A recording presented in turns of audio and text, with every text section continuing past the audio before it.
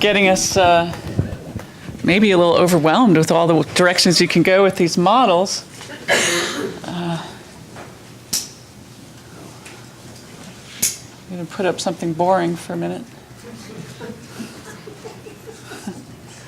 There. Where that conversation was going was, I think, really interesting. And we've got 30 minutes before our break.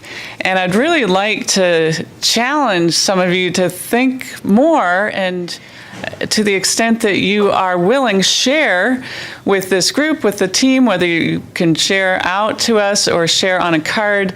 We're really curious about where we could go with models like this, not just more questions we could ask with the swine industry that has been represented so far, but what about some of the industry groups that you are connected to? I know there's a number of folks whose interest lies with the beef industry. We've got someone here I know whose interest lies with the dairy industry. So I'm really interested in what kind of questions are churning in your mind, and what you would love to see this approach applied to in your world. So we're going to open up there, and maybe Matt can help us think about, give us a framework for how long we have to think before he picks on you to report out. Well, let's look at 20 minutes. And then Okay. We'll have 10 minutes.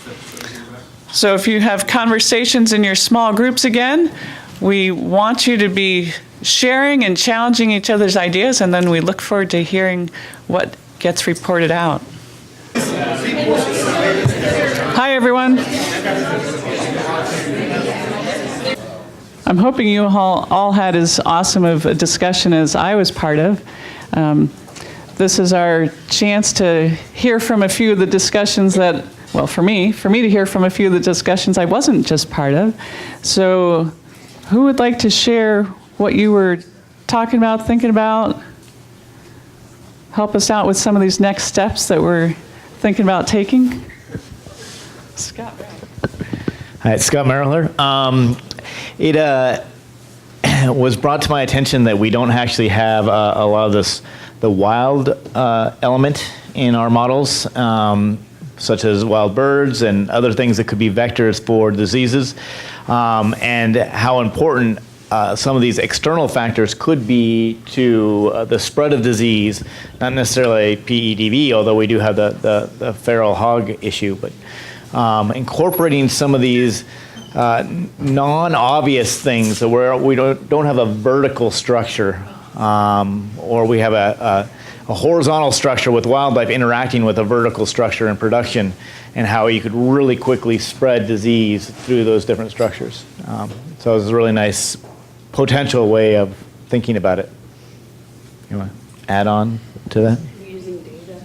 Using actual data would be, things like where we have data like the chronic wasting as a nice. For the educational.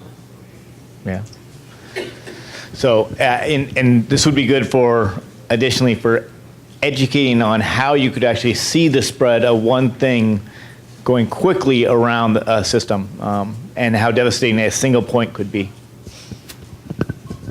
Great there. So integration of other things from the environment that can affect disease spread, and being able to see that. And one of the things that came up at the table I was talking with was thinking about how can we incorporate looking at that urban-rural interface and the what some people refer to as backyard or smallholder operations, and what's the impact of potential disease in those operations on disease into other systems. So what other group has something to share? Clay. We talked a lot about the differences that the dairy industry would have compared to the model that we were looking at, and a lot of differences came up that might affect how disease would spread, and I think make it less risky for us, but that also would encourage then more risk tolerance. But some of the things, the way we raise the animals, the cows are born on the milking farm, but they're taken away fairly quickly afterwards. And then that mother cow, if you will finish off her life primarily at that farm. So there's not a lot of movement around other than the calf coming off when it's young and then coming back on when it's older. You also have considerable differences in different parts of the country. You know, a northeastern farm is very, very different from a California farm or a Florida farm or a Midwestern farm, et cetera. So you have all of that variability. Feeding. In New England, you'd grow your hay and your corn for silage. California, you'd pretty much buy it all. Co-ops. You know, we have basically the members, the farmers in the U.S. belong to co-ops who market their milk. Co-ops tend to exert a lot of influence over dairy producers. They have rules and regulations and obligations they have to abide by.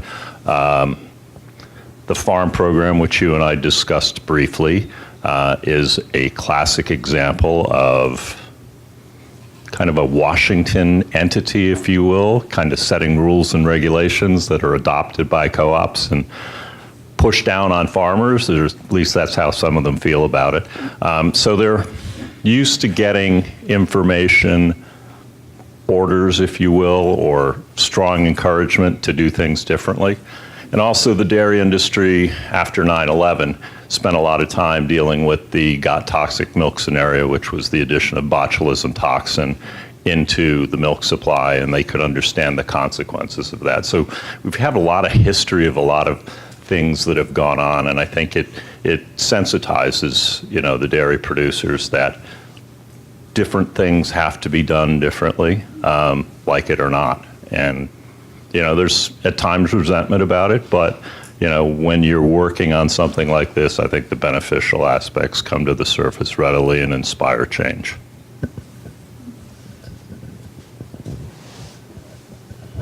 Thanks. So obviously our commodities have distinct differences, and they're, you know, even with that, I think that there are times when the commodities need to think about how they're like other commodities. And so what is it about producer behavior that translates? Maybe the distribution of those behaviors is different, but maybe we've got more similarities than we think.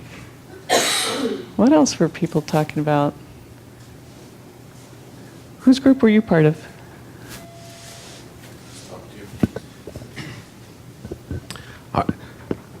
David Smith, Mississippi State University.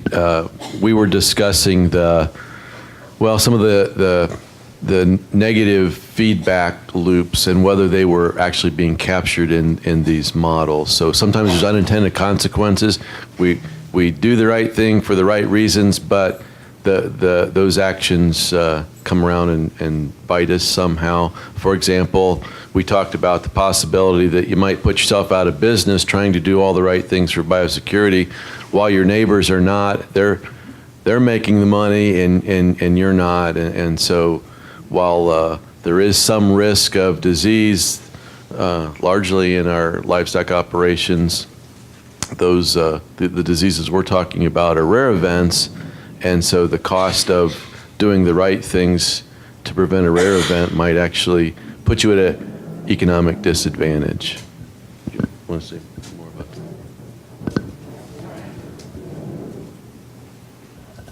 So what happens when you do all the right things and you put yourself out of business, paying for them? Yeah, it's hard, right? So there are cost benefits. I don't know to what extent. Where's Gabriella? So we're incorporating some economics from the market side, but you know, what about that personal side? So that's where they're kind of thinking. So in the discussion, I was telling that some of these effects are actually built in because the farmers, the agents do have their own budgets. There's simplified budgets, but they do have included the costs of biosecurity, which is they're expensive. And they include the cost of disposal, the cost of raising the pigs, and then the income comes from selling the pigs.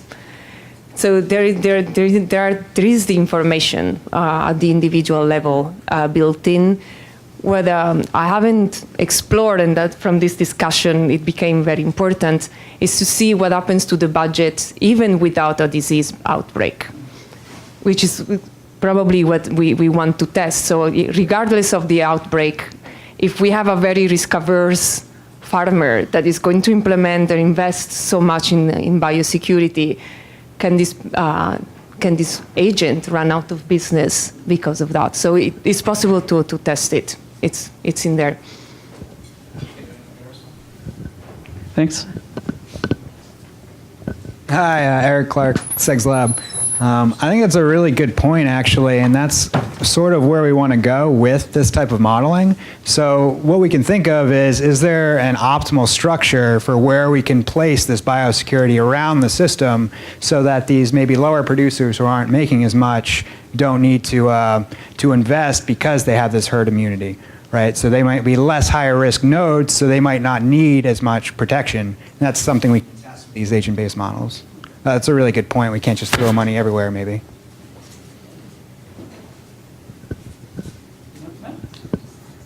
And Lichtenwalder University of Maine. So just not that we were really discussing this actively in this group, but just thinking that surveillance methodologies might help reinforce that kind of idea, so kind of a tailored idea as far as how much biosecurity would be necessary in different scenarios.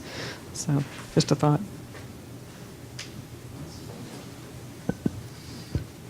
Especially since we're doing no surveillance. Especially since we're doing no surveillance for ASF in the U.S.